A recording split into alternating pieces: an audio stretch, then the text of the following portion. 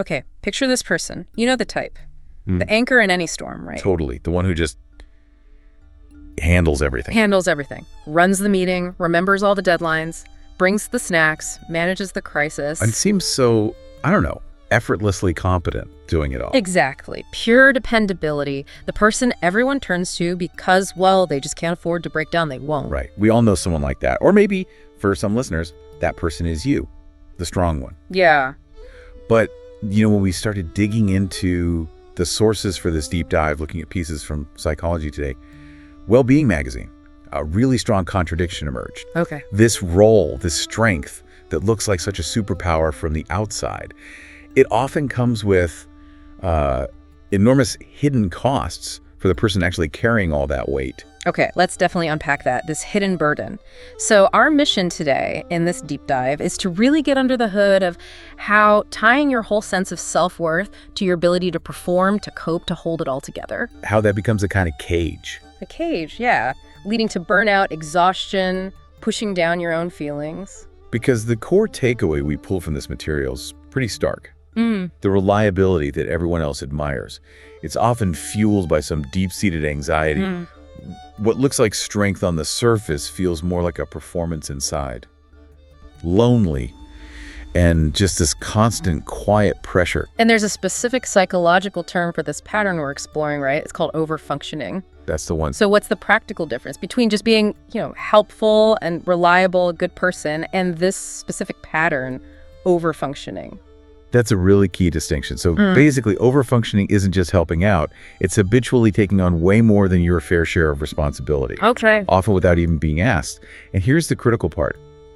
Losing touch with your own needs in the process. Ah, okay. So it goes beyond just helpfulness. Way beyond. It becomes this internal need, or maybe even a compulsion to be the fixer, the manager of emotions, the one preventing disaster. Yeah. You feel like you have to step in. Even when it's bad for you. Exactly. Even when it's clearly detrimental to your own well-being. So it's that internal pressure, that compulsion that really sets it apart. And the sources mention this isn't just a personal quirk, right? It's often part of a bigger relational pattern. Absolutely.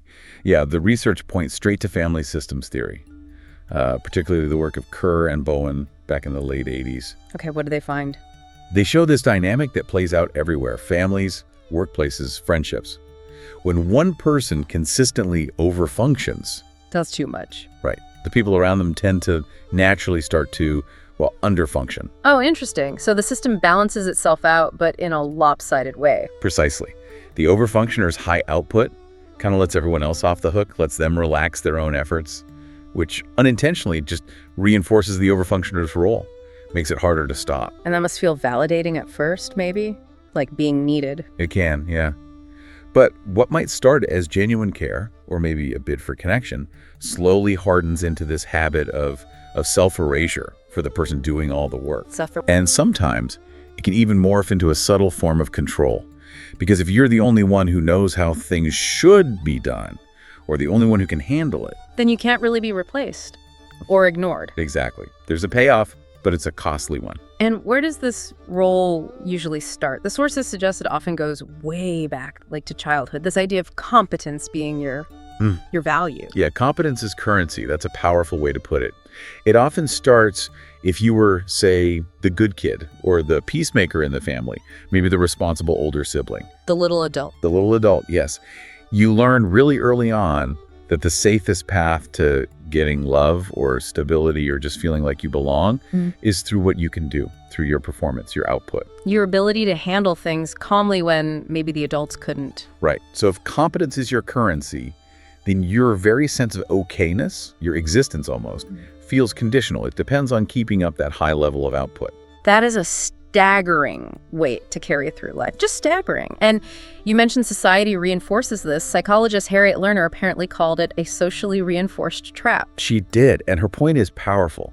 The world tends to reward the output, the competence, the dependability, but often completely ignores the depletion it causes. You praise the hustle. We praise the hustle, exactly. Yeah. And the source material notes this can be especially true for individuals, often women historically, who've been socially conditioned to be the primary emotional caretakers. They internalize this idea that their value comes directly from that constant output, They get applause for being so reliable, which just makes it even harder to imagine ever stopping or slowing down. Which leads us right into that tough transition point when this strategy, this competence, stops being useful and starts feeling like a prison. Yeah, when competence becomes a cage. It's not just about doing things well anymore, is it? It's this desperate need to do them well because anything less slowing down, asking for help, feels terrifyingly unsafe. And this is where we get to the psychological core of it. It brings us right to this concept called the contingencies of self-worth. Crocker and Wolf wrote about this back in 2001. Contingencies of self-worth. Okay. Essentially, when your self-worth is contingent on external things like achievements, approval, performance, it becomes incredibly fragile, very unstable. How does that fragility actually show up? Like, if performance is my main anchor, what happens if I mess up, if I drop the ball? Well, if competence is your entire currency, like we said, then any failure isn't just a bummer or a setback. No. Internally, it gets interpreted as catastrophic proof. Proof that you are fundamentally not enough, that you're inadequate, you feel exposed. Wow.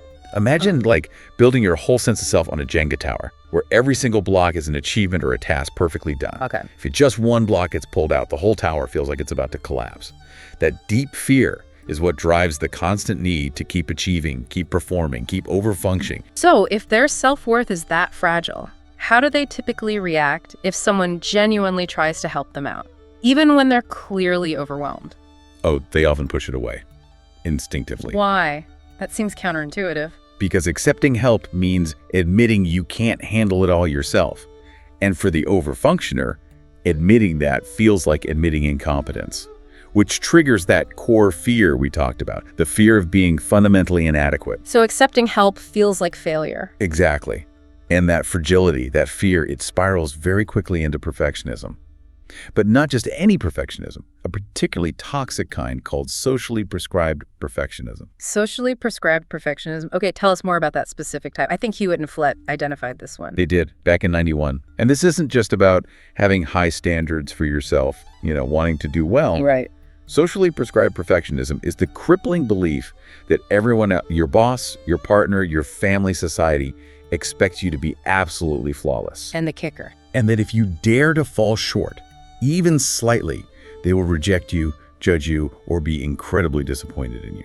Wow. That sounds exhausting. It's utterly paralyzing. And the source material really hammers this home. This specific belief is the one most strongly linked to chronic anxiety, clinical depression, and almost inevitably complete burnout. So this is the core irony, isn't it? The very strength, the composure, the competence that everyone else sees and relies on. Yeah. It's actually fueled by this deep hidden terror. Fear of disappointing people, fear of being seen as weak or incompetent, fear of not being needed anymore. It's a performance driven by fear. And it takes a monumental amount of energy to sustain that facade day in and day out. And because you're so good at looking like you have it all together. Right, the master of composure. Nobody thinks to check in on you. The strong one doesn't need help, right? Exactly. Which leads us straight into the hidden but very real chronic costs of wearing that mantle. Let's talk about that chronic tax. This is where the body starts keeping score, isn't it? When the mouth can't say, I'm exhausted or I need help. The strong one just pushes past it, overrides every internal warning sign. The fatigue, the frustration, the sadness. What happens then? What are the consequences of that constant self-suppression? Well, the internal costs are huge. We see things like deep simmering resentment towards the people who rely on them but don't seem to offer support back. Makes sense. Profound loneliness because nobody really sees the struggle behind the mask. And something the source material calls identity fatigue. Identity fatigue. What's that? It's the sheer exhaustion that comes from constantly performing a version of yourself that isn't entirely authentic. It's like wearing an emotional costume 24/7. Wow. When your entire worth feels tied to what you do for others, you can lose touch with who you actually are underneath all that doing. When you stop doing, who are you? It's terrifying. So rest feels like a threat because stopping feels like failing. Precisely. And asking for support, that feels like admitting total collapse. But as you said, the body doesn't lie, it keeps score. How does this chronic stress actually show up physically? Yeah, what's happening in the nervous system? This is where Stephen Porges's polyvagal theory gives us some really valuable insights. He developed this around 2004. Okay. That constant fix-it mode, always being on, it keeps the nervous system perpetually stuck in a state of activation, stress, and hypervigilance. Porges calls the underlying process neuroception. Neuroception. Can you break that down? What does that hypervigilance actually feel like day to day for someone? It feels like a constant low-level internal scanning. Always on the lookout for potential problems, threats, things that need fixing right now. So you can't truly relax. Never. Your body fundamentally believes the next crisis, the next demand, is just around the corner. It explains why overfunctioners often struggle with sleep, Right. why they can't just sit still without feeling agitated or needing to be productive. Checking email on the couch. Finishing that one last chore, yeah. The nervous system never gets the signal that it's safe to fully stand down, to enter deep rest. It's perpetually on high alert. And the body becomes the messenger, right? The Wellbeing magazine source really highlighted how these suppressed emotions, this chronic stress, they find other ways out. Oh, absolutely. When the strong one pushes down, feelings, frustration, fear, overwhelm, sadness, those feelings don't just vanish. Where do they go? They tend to manifest physically as chronic anxiety, persistent headaches, digestive problems, high blood pressure, maybe unexplained muscle tension or pain. The source had a striking phrase for this: exhaustion masked as ambition. Exhaustion masked as ambition. Wow. You keep pushing, keep achieving, driven by that need to perform. But internally, you feel less and less like yourself. Your ambition isn't really about growth anymore. It's become a cover for that deep fear of inadequacy. Okay, this is a lot. It paints a really challenging picture. So what can we do? If someone listening recognizes themselves in this pattern, how do they even begin to break free from this competency contract? It starts with something fundamental and honestly pretty scary for many: redefining what true strength actually means. Okay, so it's not about carrying more. No. The sources are really clear on this. The shift is towards understanding that true strength isn't measured by how much you can carry or how well you appear to cope. It's measured by your ability to recognize and honor your limits. Honoring limits. That sounds simple, but I imagine it feels radical for someone caught in this pattern. It is radical. It requires unhooking your self-worth from your performance, drawing on Kristen Neck's work on self-compassion. Real resilience doesn't come from gritting your teeth and pushing through until you break. No. It comes from acknowledging your limits with kindness, with self-compassion, and adjusting accordingly.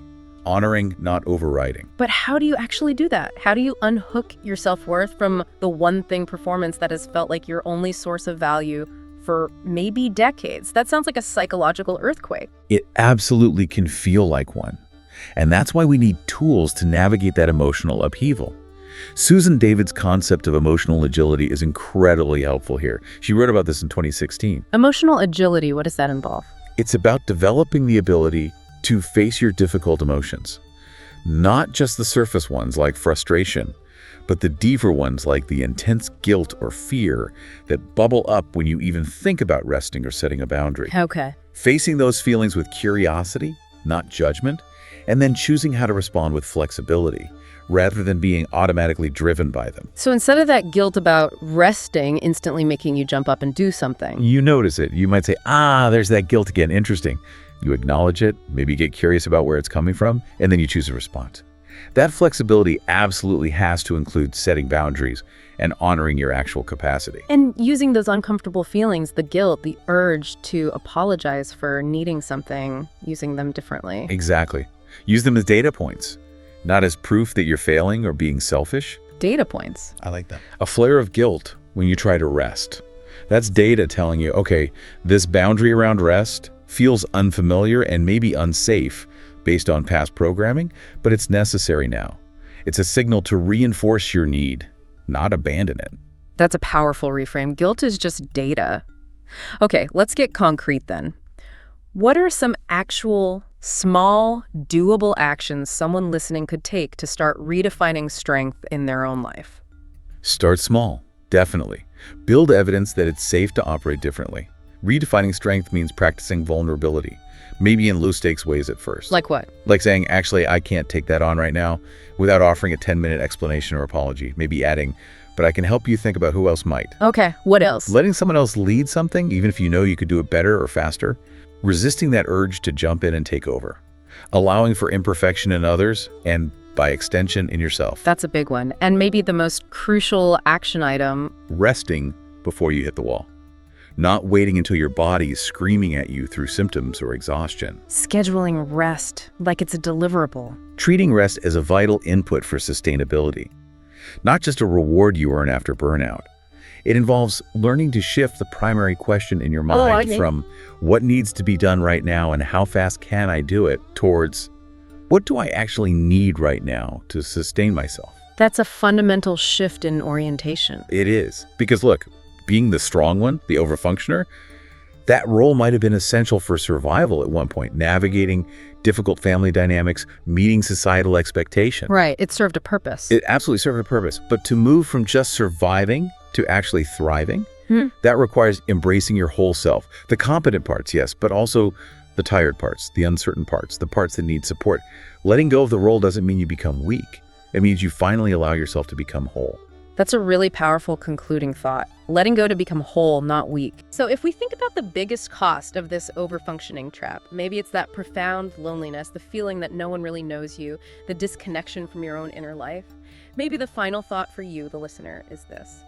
How might your most important relationships actually change, maybe even deepen, if you allowed the people in your life the dignity and the gift of seeing all of you, not just your competence, but your wonderfully human limits and your vulnerability too?